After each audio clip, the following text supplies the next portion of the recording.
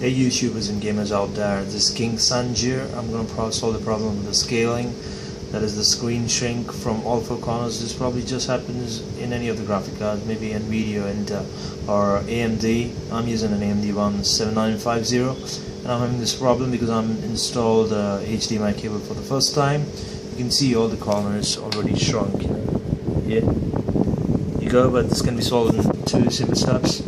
First, open your Catalyst Control Center, and when you're done that, type in scaling there.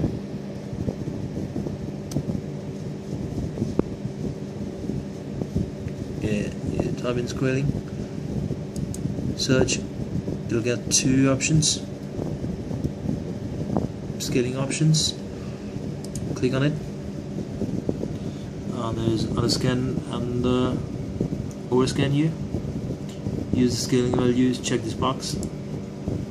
Now you can rotate the slide bar to, I'll show you, to 0%. There won't be any shrinkage. See, it's gone. It's done. That's it. Apply it. Close your Catalyst Control Center. It's all done.